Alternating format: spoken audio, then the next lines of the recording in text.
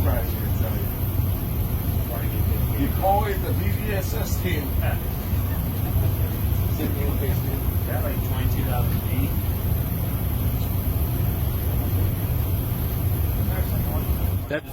That shit took off earlier.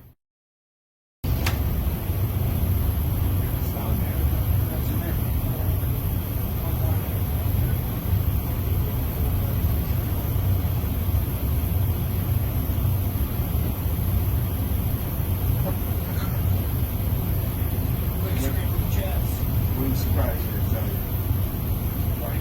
You call it the USS team. Yeah, like 22,000 feet.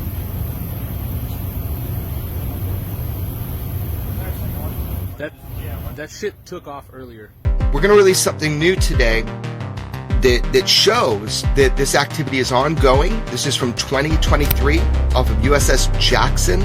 This is new footage the world hasn't seen, and it shows, what is one of apparently 4 Tic-Tac shaped UAP. All the craft were observed in an apparent coordinated, synchronized, instantaneous departure indicative of shared communication. This is really nailed home to me by the service members. Yeah, so this is February 15th, 2023, warning area 291, which is just off the coast of California, right in that sweet spot, where a lot of the activity was seen on the West Coast. The platform that this is filmed on is the Star Sapphire, which is the same thing as the USS Omaha. The USS Jackson is the ship in 2023 in the Combat Information Center where this was filmed. So again, the Sapphire is it's a multi-spectral imaging system. So it's got FLIR. It's got, a couple different kind of imaging systems it has, but this is at night. So they're using FLIR. So basically in 2023, the U.S. Navy encountered 4 Tic-Tac shaped UAP off the coast of California. One is kind of featured because that's what it punches into in this footage. And it's personnel from the USS Jackson in the Combat Information Center that filmed it.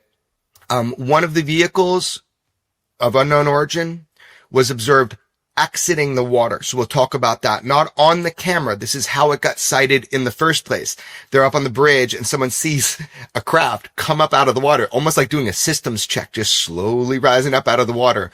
And then it transitioned directly into flight, which is, demonstrating kind of what on your Netflix show it showed, which is true transmedium capability, moving from water to air and maybe beyond seamlessly.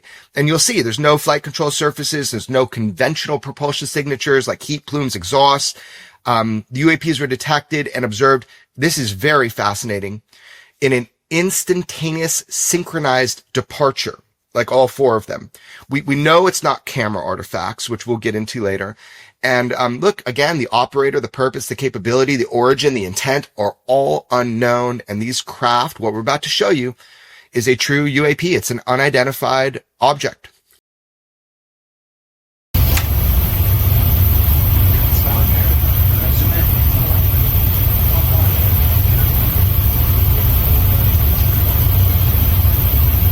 USS team. Yeah, like 22,000 feet.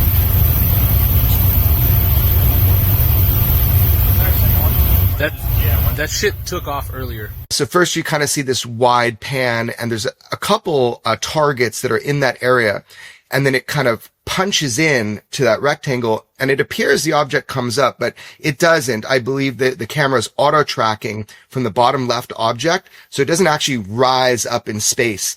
So, but the targeting system punches in and you can see it's not artifacts because it's getting these little white X's. Yeah. So what does that mean? What does that little blotch mean that's appearing? It shows that it's moving. It really is moving, right? Well, yeah. And mainly what it shows is the system is trying to auto track. It's trying to find the target like it's a real target in space time. It's out there. It's an object and it is loitering at least at this moment. We have to really look at the designation of the numbers and see, is it slewing at all to see the movement? So it's undetermined for me if it's loitering at this moment, but at some point, all 4, they do move. And this is the reports that came to us and verified on radar is that they all shoot off at the same time. So again, just to kind of paint the picture, somebody's looking out on the bridge.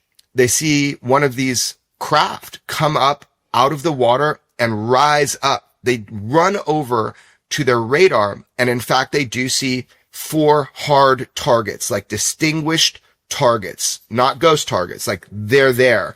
They then move over to this thermal camera, Sapphire, and just like the USS Omaha, and they're able to see big picture and then punch in. And they're kind of like making jokes as they talk about it, which shows you that they see these things sometimes. They're talking about, quick, scramble the jets. They're kind of uncomfortably making jokes. And then somebody goes, well, it wouldn't surprise me, I tell you. And then somebody, that shape kind of looks familiar, doesn't it? Oh, yeah. What would you call that? Kind of tic-tacky? Yeah, that's what they called them. They called them, the 2023 Tic-Tacs. And, the shape itself, it's not quite spherical. It is pretty much identical to what you see with the Tic-Tac UFO released, filmed in 2004. This is a kind of more modern version, probably lower altitude because of the camera system.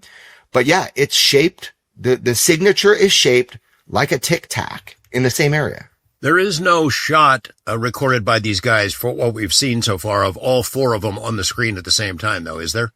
Not in this footage is what I can say. I'm trying my best to continue the investigation and kind of get more footage. There appears that there is other footage, and I'm trying to get it. I know it pisses people off. I can only get what is given to me. I'm not soliciting or asking for it. Just people, I've heard there's other footage, but what you're seeing at the very beginning is, I believe, at least 2 of those targets before it punches in. So when it punches in, that's when the bottom target, you see it appear to zip up, but really, I think the camera's auto tracking down, and that's when it's trying to center it. What can we say about people who were there at the time without getting anyone into trouble? Well, these are people that have, they're in high responsibility and roles. There's only a handful of people in the Combat Information Center. So it's not, people that are just brand new. I'll just put it that way. Also, I mean, look, this was reported to Admiral Tim Gaudet. Admiral Tim Gaudet's the guy that I first heard that there was an additional witness to USS Omaha, which is true. But then this emerged out of that conversation. So I called him up and I said, so wait, there's more footage. There's something else going on. And that's how this started for me. And he was really gracious about it, wants to move the information forward. But they reported to an admiral what was going on. Interestingly enough, this all started because we released the Omaha footage in the 2019 events. I think that gave the individual a sense of purpose and courage and permission to start talking, and went to obviously Admiral Gaudet because he had testified at a hearing. He's a Navy admiral, kind of like safe space, talk with him. But then, I got connected to this story, and that's how you and I come in, is we tried to dig in and find out what's going on. And then we were able to obtain some of the footage. Again, thanks to U.S. Navy personnel who are head and shoulders above the other service members in terms of trying to be transparent on this, because they've been told that that's what they're supposed to do, that it's okay, you can come forward. I think even though this footage is now surfaced, they're still really concerned about what could happen if they speak publicly about it, if they follow the instructions they've been given by their higher ups. They're concerned about possible repercussions, correct? Right. I mean, the thing is, you can go through the typical way that people come forward on stuff, and you'll see this with us in the future, whistleblowers that we've recorded with that are going to come forward with us. They've done everything right, and it gets buried. It gets completely buried. It's never mentioned in the error reports. It's never mentioned the ways it should. They're not testifying under oath like they should as firsthand witnesses. So I think there's a sense of frustration too. Like, of course, there's self-preservation, but at some point there's a critical mass, and there's enough people that are saying, this is bullshit. We've been told this is a matter of national security. We need to come forward with it. And if not through traditional means, then maybe through the means of journalism. There was an article, I'm not sure if you've seen it yet, that was just out at the time we're recording this, in Scientific American, written by Leonard David. He most often writes for space.com. He's a good guy, covers the UAP topic. And although this piece in Scientific American starts out a little bit snarky, he interviews the new head of AARO, the current head, Kozlowski, who admits that he is open to the possibility that it's life from somewhere else. It's represented in various UAP videos and cases. But we've heard from him before, and he's been very candid in the fact that he is handcuffed to some degree. He wants to inquire. He wants to do a legit investigation, but he's handcuffed by higher ups. The reality is there are limits on what he can say, how far he can go.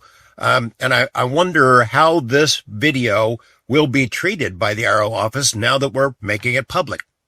I mean, look, I would hope they have it. I believe there was testimony given for this. Maybe not the footage. I don't know. I'll find out about that. But look, this is so important. This is data. This is what people are asking for.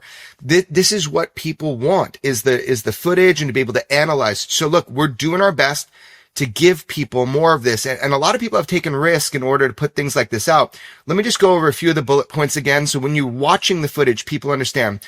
Here are the facts. There were 4 Tic-Tac shaped UAPs observed that night. The craft was detected by multiple reconnaissance platforms. So that's including radar and this thermal system that I'm calling Sapphire, because that's the system itself. No flight control surfaces. When you look at the footage, what you see is what you get. This is something that Commander Guts talked about in episode 2 of Weaponized. You typically see heat plumes, exhaust, all that. None of that. You can see with your own eyes. None of that is there. So if you understand thermal, it should be there. Even to hover, even if it's just hovering, especially if it's hovering, it should have some way to be sitting up there and you're not seeing it. Craft were self-illuminated, and we know that because the witness first saw it lift up out of the water. That's what alerted that individual to go to their radar and see what targets they have or what contacts they have. And they were 4 solid targets. All the craft were observed in an apparent coordinated, synchronized, instantaneous departure indicative of shared communication. This is really nailed home to me by the service members. These 4 objects were up there and they all moved at the same time, just whoosh, gone. And that's documented through our interviews with them. The following is a witness interview of the USS Jackson UAP encounter. We only see lights because it's at nighttime. It's always at nighttime. But to see the lights emerging from water. So I go out to the bridge wing. I'm noticing things and lights on the horizon and like city lights or any other ships that are out there. So seeing a light that is lifting up, you can see it. I know the difference between a light on the horizon coming up and a light coming out of the water. When you've been on the water more in your life than you haven't been, you know the difference. This thing was coming up. I wasn't shocked that I was seeing it. I was shocked I was sharing the experience. Us looking at the same exact display of Sapphire, but when we start talking about all of the objects, all 4 objects, and what we witnessed was all 4 of them, all in synchronous, jetting off into the abyss. All 4, all timed together and all left. And we were like, holy shit. And they were all, maybe the second they left, maybe 3-4 seconds pass, I run to my station and I look at my radar and they're all gone. They're all off radar. And I was like, that's it. They all zoomed off. But it's clear that they're in communication with one another and synchronized, like 3, 2, 1 countdown, let's all go type thing, unless there's some level of like one entity is controlling all 4 and then they all leave at the same time. But yeah, they all left exactly at the same time. And that's on record, recorded, documented. And I hope when that person's out of the military, it's really about not wanting to show their face because of what's happened to David Grush, what's happened to a number of people that came forward, but they're willing to testify. That's on record, and you will be seeing their face in the future. We should also say we have shared this imagery with a couple of people, a very close group of people that we know who do know their stuff. Give me a general sense of what they've told us, how they react. Right. So like all source analysts, the people that work on these systems, we've shown it to a ton of people to try to say, what are we not seeing here and what are we seeing here? And, everybody's really, really measured with their responses, but they're like, I don't know if the world's really going to understand immediately when they see it. But this is a Tic-Tac. This is better footage than what we got with the Tic-Tac UFO stuff in 2004 when that was filmed. So look, it doesn't show extreme movement. I know that footage is out there somewhere and I'd love to get it and obtain it and release it with you. But what it does show is a really interesting new piece that is indicative of what we're seeing with UAP with propulsion and the lack of signatures. So people have looked at it and they're like, yeah, these are not artifacts on the lens, where the doesn't show traditional propulsion. It's, as an analyst, it's fascinating to me that you were able to obtain and release this with George. I mean, they were like stoked. And hopefully, people get educated on what the type of footage is so they understand. And there were 4 of them, not just one Tic-Tac, 4 same time. I mean, the Tic-Tac shape is still going strong. Maybe that has low mileage on these vehicles. But that shape, they haven't changed it for a new model, a new, fancier thing with tail fins or anything like that. They're still flying the Tic-Tacs. Maybe it's ours, Jeremy. That's a secret program that we've been flying around out there, transmedium stuff, since 2004 and maybe longer. What do you think? Oh man, I would love for that to be true. I mean, even Commander Fravor said, I work in a field where you need to know the next generation technology, not 10, not maybe even 20 years out. And he goes, it was not ours in 2004. It's still is not ours. I would love to believe it was ours, but it doesn't seem to be the case. I hope it's not adversarial nations. But look, military footage has elevated this conversation historically on UAP. Think about it. Before all these drops that we were able to put out, we were having a different conversation. I really hope this sparks more people to come forward with a safe footage to put out. In fact, I'm pretty sure that's going to happen, and we'll report on it. And I also hope that this motivates Congress to talk firsthand with the people that are coming forward with journalists because they feel like they've been silenced trying to come forward through Arrow. I hope that this really motivates Congress. They should do their job. And I hope that this helps to motivate. Okay, world, here's a new video to analyze recorded by the U.S. military. Do your thing.